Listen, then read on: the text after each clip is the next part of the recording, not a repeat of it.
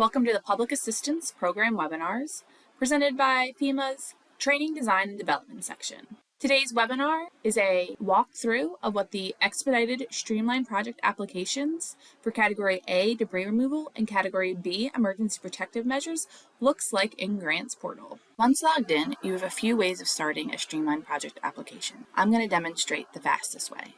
Up in the top using the Quick Actions lightning bolt. When you click on that, you're going to have three options. These bottom two will take you to view current projects or view obligated projects. However, to start a streamlined project application, click on the first button that says Submit a Project Application.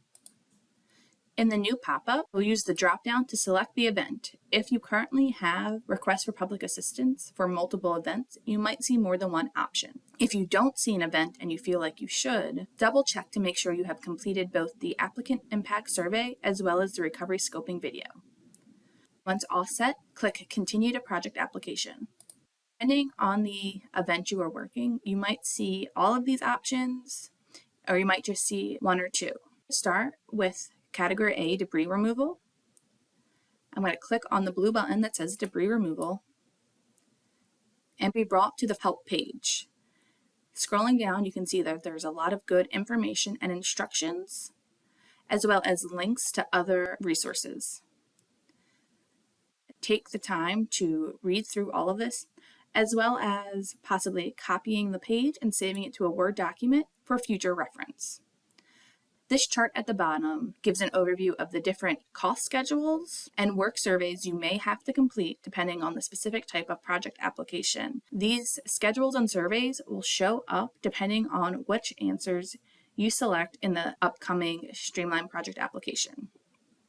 Once you've reviewed all the information, click Proceed. Now we have to fill out sections 1, 2, and 3, starting with section 1, project application information. Give it your applicant assigned project number. I'm going to choose the month and the year, and then you give it a title. Vegetative debris is what I'm going to call my debris project. Then I'm going to scroll down and complete section 2, scope of work. These blue boxes you'll see throughout have a lot of good information. As we scroll down, we first have to click our description of activities. Each one of these debris activities require their own streamlined project application. I'm going to say my project is debris removal from the public right-of-way, and then I'm going to have to provide a brief description of the activities.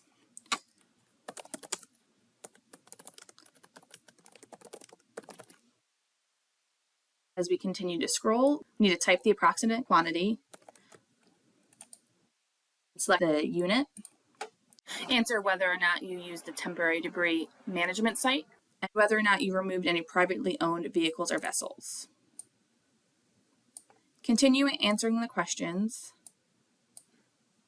until you come down to section 3, cost and work status information. Answer all questions appropriately, including the insurance questions, any other federal funding, and the approximate total net cost, work status. As you continue to answer questions, you might see more questions pop up.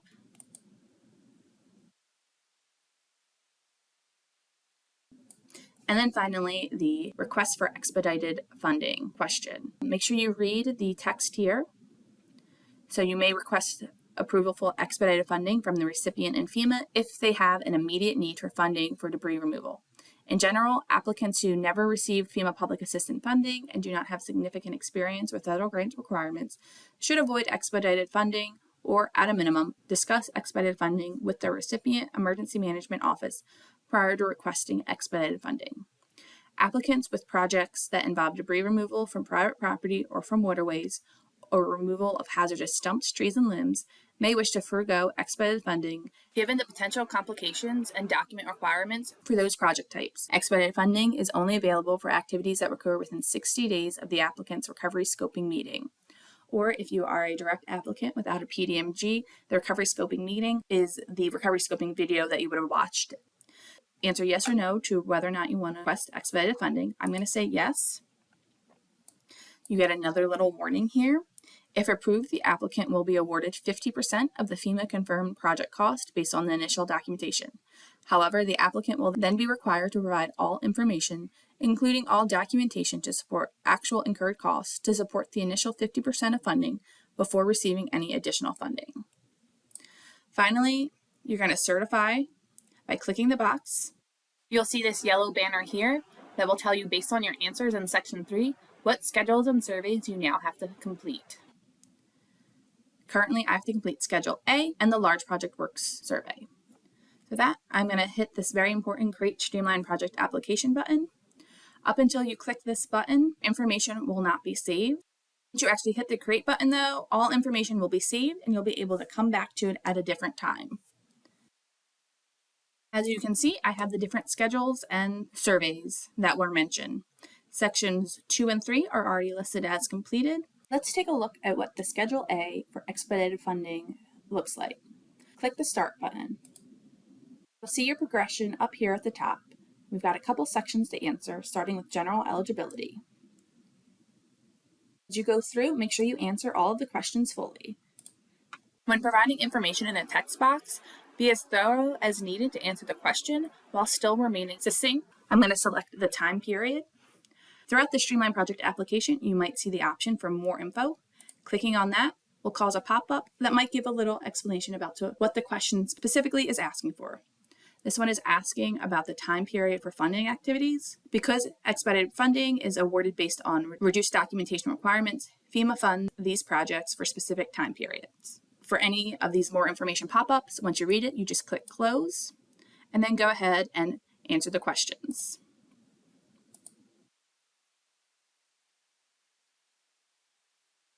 Once done, click Proceed. Next section is Project Cost and Cost Eligibility.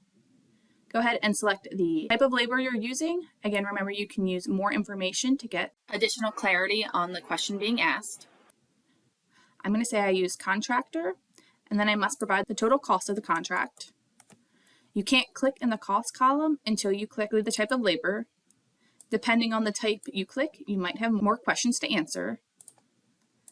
Once you're done, click Proceed.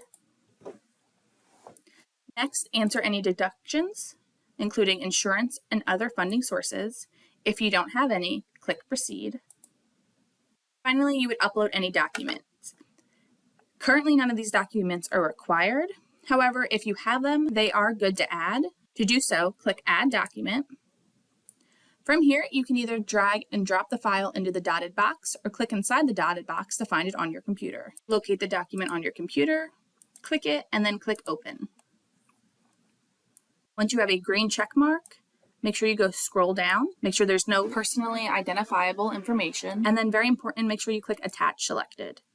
You can add up to 25 documents at a time, but you haven't actually uploaded them into the system until you hit this Attach Selected button. Once you've added all the documents you have at the moment, hit Proceed. Read through the summary, make sure all the information looks correct, and once you're done, hit Done with Schedule A. And then click Go to Summary. If I scroll down again, you can now see that Schedule A, Expedited Funding, survey is marked complete. I can come back to this project at any time to continue answering the other surveys and uploading any other additional documentation before finally clicking Review and Submit.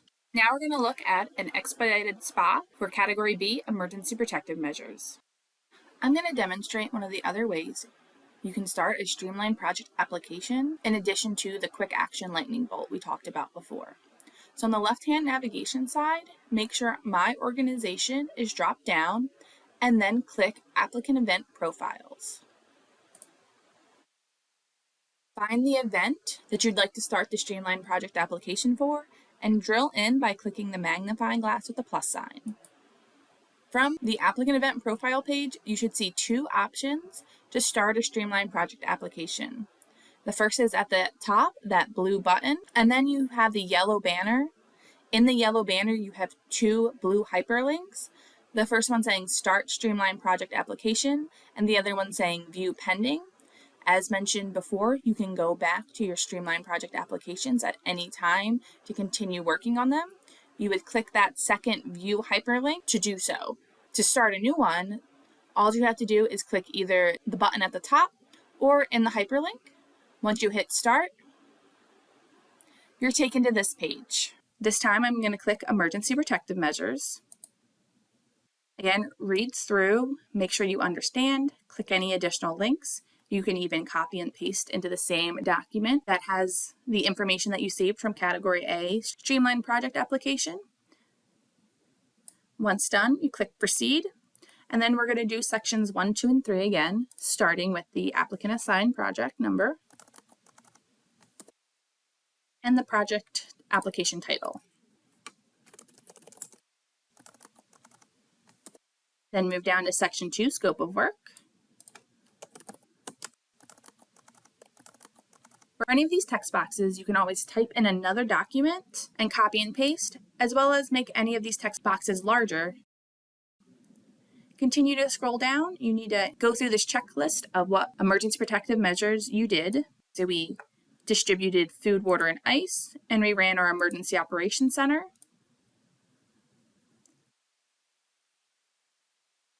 That is all of the emergency protective measures that we did that we were going to be claiming on our expedited project.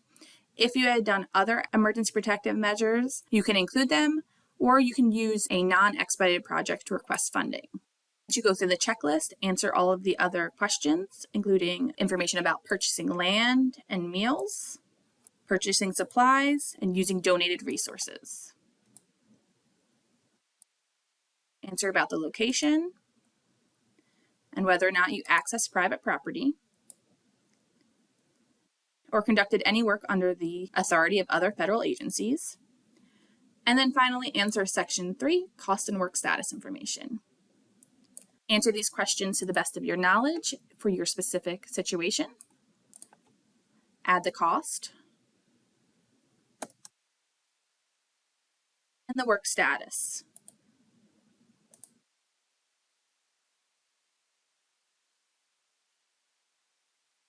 Finally, it's got the same information about requesting expedited funding. If you wish to request expedited funding, make sure you click yes. Then it's the same certification, as well as the same information in the yellow banner telling me I have to complete Schedule A. Finally, I'm going to click the Create button.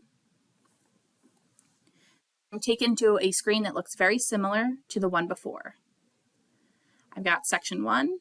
Then I scroll down, I see my other sections and schedules. Sections 2 and 3 are complete, so I'm going to go ahead and take a look at what Schedule A Expedited Funding Estimate looks like for Category B by clicking Start. I've got the same tracker of the different sections at the top, and I start with pretty similar questions, including the first one on general eligibility.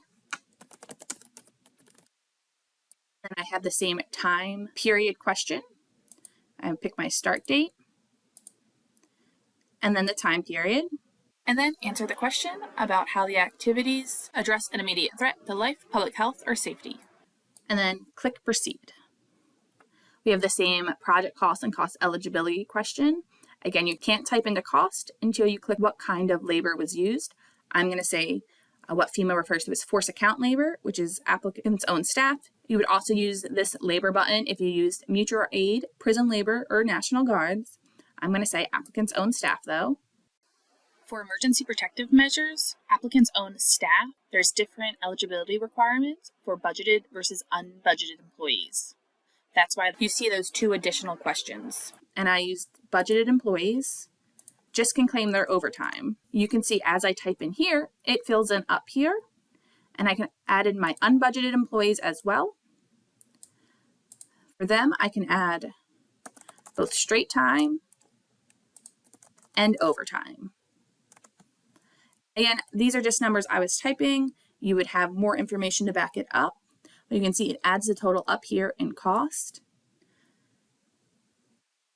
You can see a chart that's pulled directly out of the PAPA-G, or the Public Assistance Program and Policy Guide, that explains the emergency work labor eligibility, that tells you what the policy says about paying for budgeted employees versus unbudgeted employees. So I'm going to scroll down. I'm not going to claim any other cost, and I'm going to hit Proceed. Here I'd add any deductions, like insurance proceeds. Simply click the box next to it and type in the deduction cost, and the system will do the math for you. However, I don't have any, so I'm going to click Proceed. You can see here I have required documents. You add them the same way by clicking Add Document, either dragging it into the dotted box or finding it on your computer. Make sure you hit Attach Selected, and then continue until all requirements are met. If you don't have the documents at this time, you can also come back to the Streamlined project application at any point and upload these documents. So if you don't have them, that's fine. You can hit Proceed without them. I've added them though. I'm going to click Proceed. I'm going to scroll through my summary and make sure everything looks correct. And then finally, I'm going to hit Done with Schedule A and then go to Summary.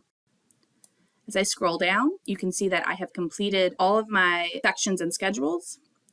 If I did not have my documents for Schedule A at the time, I could also come back to my document repository and click View Edit.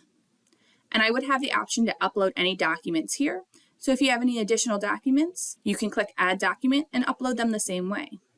Once you are done in the document repository, click Done Managing Documents. Finally, once all sections, schedules, and any surveys are completed, you're going to hit Review and Submit. You're going to be given your entire application to review, and you're going to want to make sure you go through and read it carefully, making sure all information is correct and validated by the documents provided. Finally, click Proceed, and then you're going to have to go through Section 4, which is Acknowledgments and Certifications. So first, did you use a consultant to prepare this? And I did not.